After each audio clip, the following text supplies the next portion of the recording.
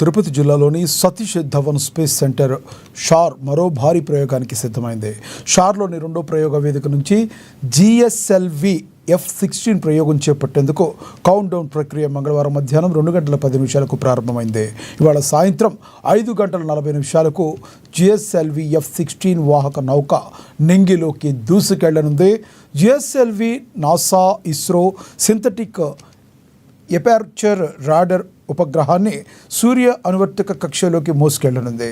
GSLV బయలుదేరిన 18.59 నిమిషాలకు 747 కిలోమీటర్ల ఎత్తులో 2392 కిలోల బరువున్న నైసర్ ఉపగ్రహం విడిపోనుంది.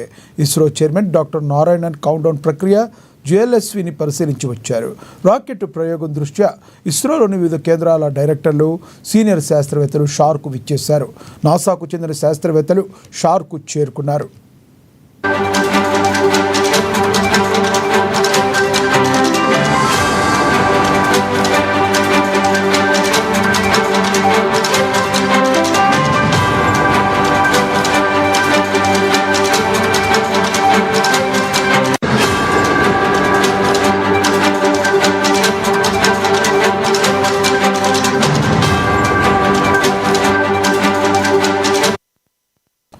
అమెరికా అంతరిక్ష సంస్థ నాసా, భారత రోదసీ పరిశోధన సంస్థ ISRO, Nisar synthetic aperture radar రూపొందించిన సంయుక్త ఉపగ్రహం రేడియో ఫ్రీక్వెన్సీ సంకేతాలు భూమిపై అన్ని ప్రదేశాల విశ్లేషణకు అనువుగా నేలను తాకి పరావర్తనం చెంది తిరిగి ఉపగ్రహం చేరుతాయి. ఈ ప్రక్రియతో ఆయా ప్రాంతాల పరిస్థితులను స్పష్టంగా ఆవిష్కరించే సామర్థ్యంతో నిసార్ ఉపగ్రహ విశ్వ ప్రాధాన్యతను సంతరించుకోనుంది. మానవాళికి అనేక విధాలుగా ఉపయోగపడే భూవాతావరణ పరిశోధనలో కీలకమైన ఈ సాంకేతిక పరిణామం ప్రపంచ దేశాలను ఆకర్షించింది.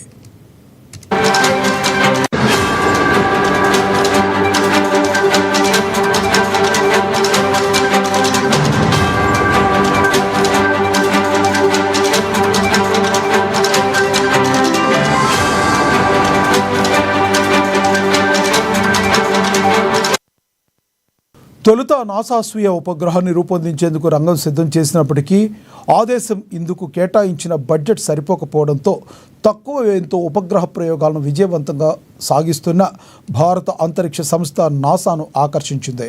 విశ్వ వాణిజ్య విజన్లో రాణిస్తున్న ఇస్రో ఈ అవకాశాన్ని సద్వినియోగం చేసుకుంది.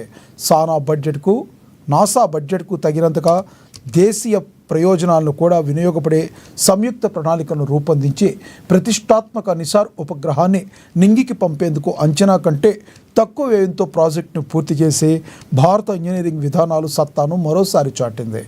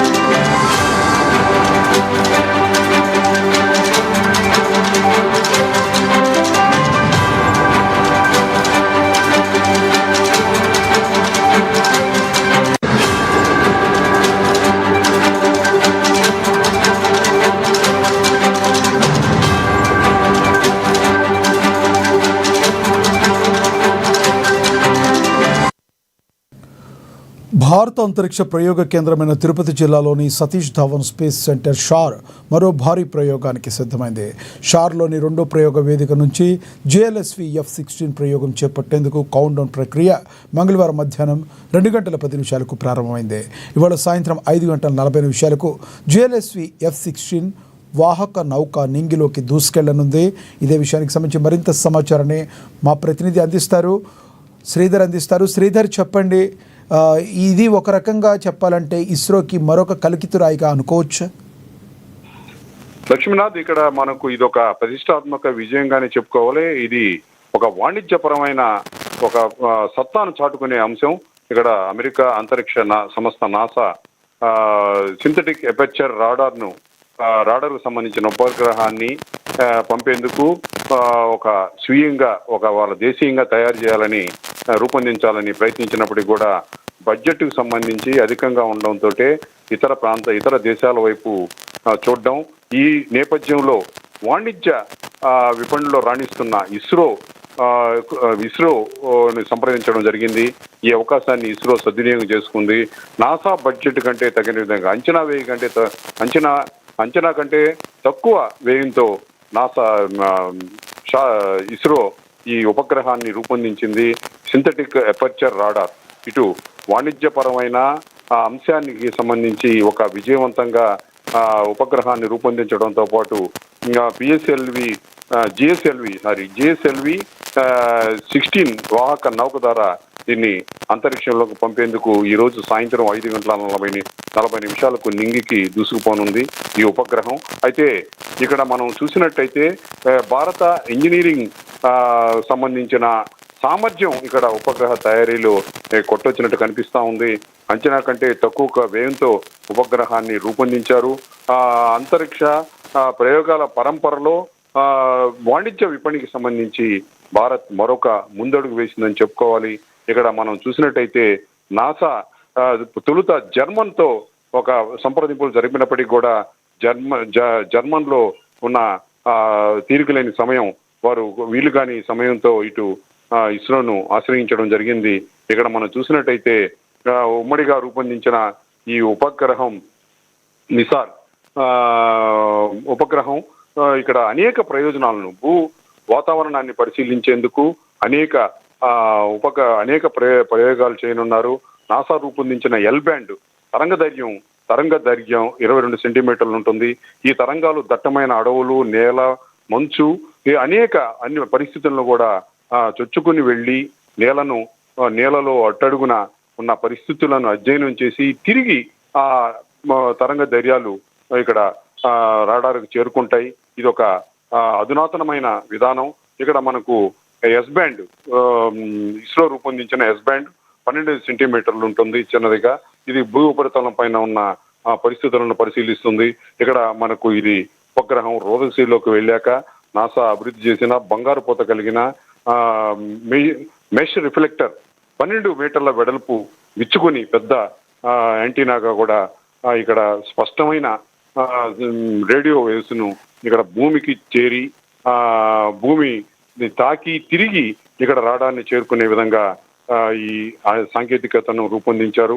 2392 కిలోల బరువు ఉన్న నిసార్ ఉపగ్రహం 747 కిలోమీటర్ల ఎత్తులో సూర్య అనువర్తిత కక్షలోకి ప్రవేశించిన 90 రోజులకు పని ప్రారంభిస్తుంది. అన్ని రకాల వాతావరణ పరిస్థితుల్లో భూమిని జంట రాడార్లతో స్కాన్ చేయడం, ఇందులో ప్రథమంగా అధునాతన స్వీప్ సార్ పరిజ్ఞానం ఉపయోగించడం ద్వారా ఏ ప్రాంతాన్నైనా వేగంగా 3Dలో పరిశీలించి స్పష్టమైన చిత్రాలను ఇక్కడికి అందించడం జరుగుతుంది.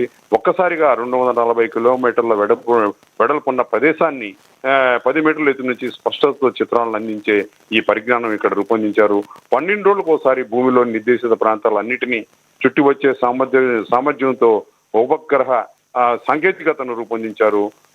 నాసా ఈ వాణిజ్య ఒప్పందం కారణంగా ఆదాయంతో పాటు భూ అధ్యయనానికి సంబంధించిన ప్రయోజనాలను భారతదేశానికి ఏ కాలంలో సమకూర్చే విధంగా ఇస్రో విజయాల పరంపరలో ఈ ప్రయోగం భాగస్వామ్యం కానుంది.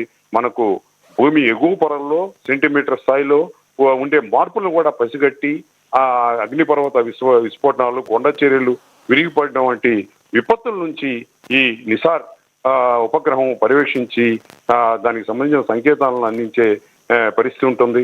ఇక్కడ మనకు సునామీలు అయితేనేమి, మంచు పలకాల కదలికలను గుర్తించడంతో ఇక్కడ అలా అనేక ప్రకృతి విపత్తుల నుంచి ఇక్కడ ముందుగానే సంకేతాలను అందించే పరిస్థితి ఈ ఉపగ్రహం ద్వారా, ఈ ప్రయోజనం ఈ ఉపగ్రహం ద్వారా అందుతుంది. ఇక్కడ మనం చూసినట్టయితే రైతులకు పంటలకు సంబంధించిన ఎదుగుదల, భూమిలో వచ్చే మార్పులు, సునామీలు, వరదలు, కార్చిచ్చులు వంటి విపత్తుల సమయంలో కూడా సంకేతాలను అందించే ఉపగ్రహ ప్రయోజనాలు అత్యంత కీలకం కానున్నాయి. ఇక్కడ మనం చూసినట్టయితే ఇది భారతదేశం మరొక కీర్తి పతాకను అంతరిక్ష ప్రయోగాల పరంపరలో సొంతం చేసుకోబోతుంది.